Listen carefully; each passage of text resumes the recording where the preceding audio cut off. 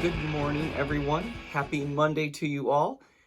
Thank you so much for joining us for daily devotions through Redeeming Life Fellowship. And I'm just excited that we get this opportunity today to read God's Word together and study it and learn and grow as we draw near to God by hearing His Word.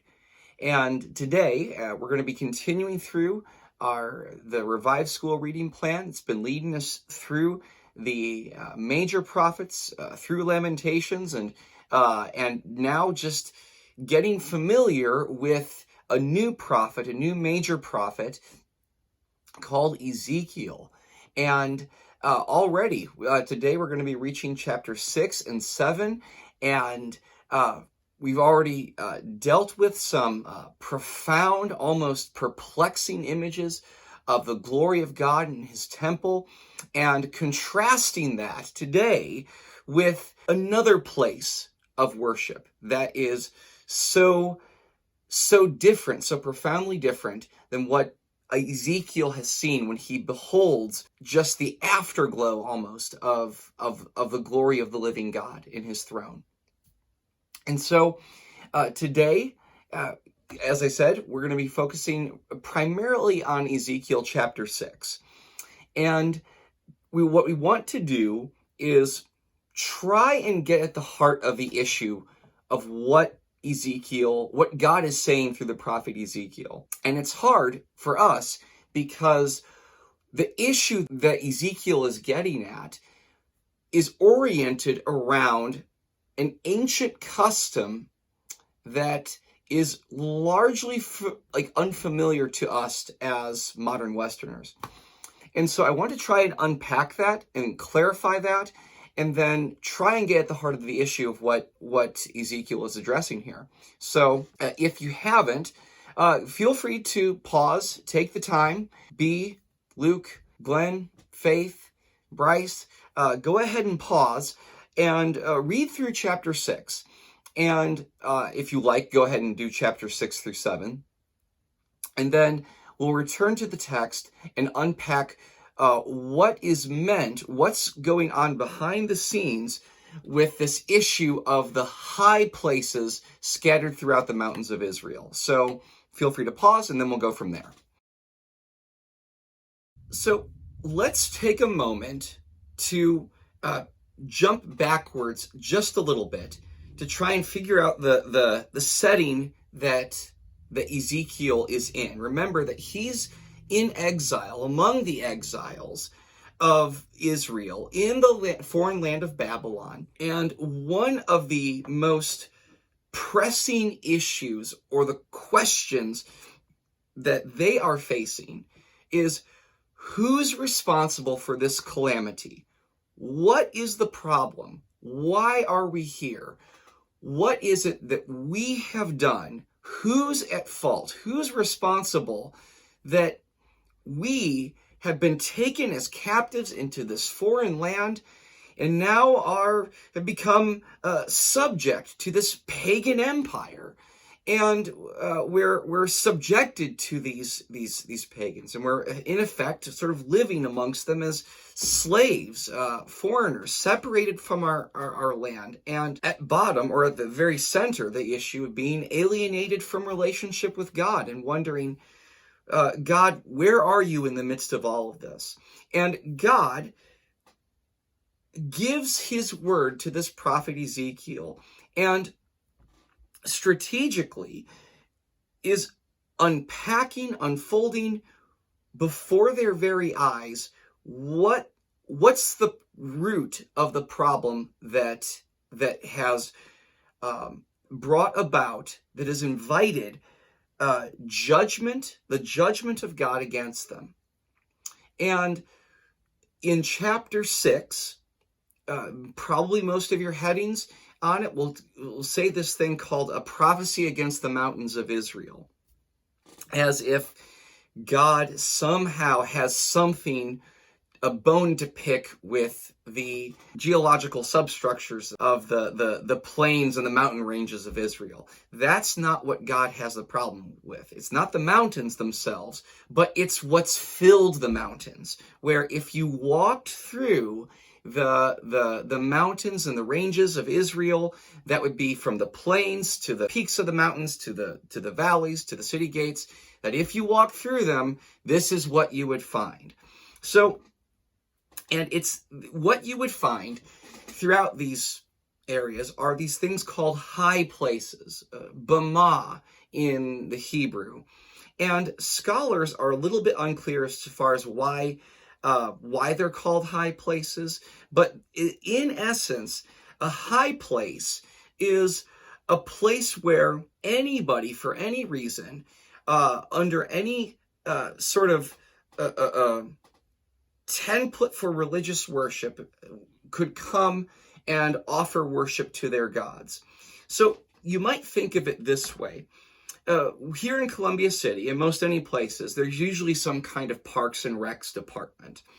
And with the Parks and Recs department and the city planners, that you're putting together all kinds of things in all the cities, whether they're big or small, things that everybody are going to use, public features where it doesn't have any prerogative or right to any kind of religious institution or private property of ownership over in those places. These are just things that for everybody to use. So if you're a city planner, you would probably put in things like, I don't know, a splash pad or a library over here or a water fountain over there or a pond over this place or a hiking trail in that direction. And if you're putting these things together, back then, you might probably consider putting in a high place. That is a place that anybody, for any reason, could come and offer sacrifices. And offer sacrifices to whichever god they choose. And so a high place could be a place that's it's man-made. You might make a pavement of stones and then build up a place, maybe something like an incense altar where you could burn incense to the gods on there. It's quite clear in Israel's history that there were times in the earlier stages of Israel's history that these high places could be used as a meeting place to offer right worship to the living God, the God of Israel. By all accounts, these high places were at best provisional. In other words, for the Hebrews to worship the one true God, the one living God, to come to a high place and worship, they can do so because there is no place, no dedicated area for centralized worship to say, this is the one true God, and to worship the one true God, he has to be worshiped in this place. So this causes something of a problem, because when a place of worship, a place of holy worship of a holy God, gets sort of reduced to a public amenity where anything could possibly happen there, then it's like it opens the door for the worship of the one true God to get mitigated and reduced and shuffled in to religious syncretism, so that the same people who are supposed to be worshiping the one true God, that is offering their lives, their hearts, their affection, their devotion to the living God, gets diluted and mixed in and thought of in the same way or under the same categories of just worshiping the gods of Baal or Molech or Bel, these gods who sort of populate the universe, that people, any person goes there to pay homage to all the gods, because it's a way of hedging your bets, as it were, to just win the God's favor so that you can get on with your life. This becomes a problem, and let's get to the text and we'll see why. And so let's begin. This is chapter 6, verse 1, and it says this: "The word of the Lord came to me, Son of man, Set your face against the mountains of Israel, prophesy against them, and say, O mountains of Israel, hear the word of the sovereign Lord. This is what the sovereign Lord says to the mountains and hills, to the ravines and valleys. I am about to bring a sword against you, and I will destroy your high places. So God is bringing a sword. He is bringing destruction and demolition to the thing that is causing this problem. It says, your altars will be demolished and your incense altars will be smashed. I will slay your people in front of your idols. I will lay dead bodies of the Israelites in front of their idols, and I will scatter their bones around your altars. In the same place where people would come and sacrifice animals to these gods to sort of propitiate their wrath and satisfy them, and to make the gods happy, that instead of the animals being brought and being sacrificed to them, that it's the bodies themselves of the people who worship them that are going to be slaughtered and strewn all around these altars. In other words, as they have come habitually to offer themselves in worship to these gods, that in the end, it's going to cost them their lives. When they see that they're the people who worship there, it's not just going to cost them their time or their energy or their resources, but in the end, it's going to take their very lives. And so let's keep going. Wherever you live, the towns will be laid waste and the high places demolished, so that your altars will be laid waste and devastated, your idols smashed and ruined, your incense altars broken down, and what you have made wiped out. Your people will fall slain among you, and you will know that I am the Lord. But I will spare some, for some of you will escape the sword when you are scattered among the land and the nations. Then in the nations where they have been carried captive, those who escape will remember me, how I have been grieved by their adulterous hearts, which have turned away from me, and by their eyes, which have lusted after their idols. So the problem with the high places, the places where they come in to worship these idols, the places that may have at one time been a place where they worship God, have turned those things into idols, to say it's this thing that draws my eyes and my heart and my affections away from God.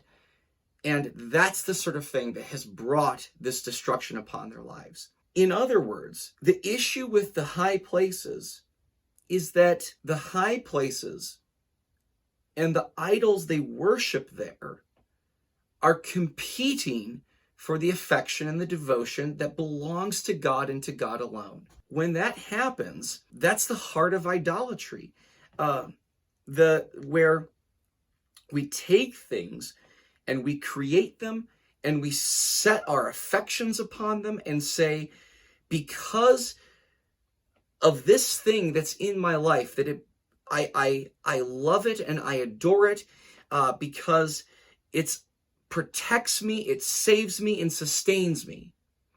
And whenever we take things and we attach that kind of affection and worship and adoration to the things that we have, that's idolatry. It doesn't even have to be in a high place. It can happen anywhere. Indeed, as ubiquitous as these high places are throughout the land of Israel, we have high places. High places that may be the place where we go to stream our movies. It could be the high places where we go and cheat on our husbands or wives. It could be the places where we go and indulge ourselves on pleasures that we make the center of our lives. It may be the places where we go for a choice substance, whether it's alcohol or cigarettes, or even be sports or a political party, or it could be even a job or a career. uh, uh, the sorts of things that we devote our time and our energy to foremost, because that's the thing that saves our lives and preserves our lives. Whenever those things stand in the place of God, that becomes an idol. And every culture has their idols. And the importance about the Word of God and what we read in Ezekiel is that um, the prophets expose the idols for what they are. They're created things that cannot save us in the day of judgment. That when we see these sorts of things happen, and these eye-popping, shocking imagery of dead bodies strewn around these high places, it should awaken us to the fact that whenever we set our hearts on things as the central object of our worship that belongs only to God, this is the logical outcome. This is the only thing that we're going to be met with is death. This is continuing in chapter 6, verse 9. It says, "They will loathe themselves for the evil that they have done, for all of their detestable practices, and they will know that I am the Lord, and I did not threaten in vain to bring this calamity on them."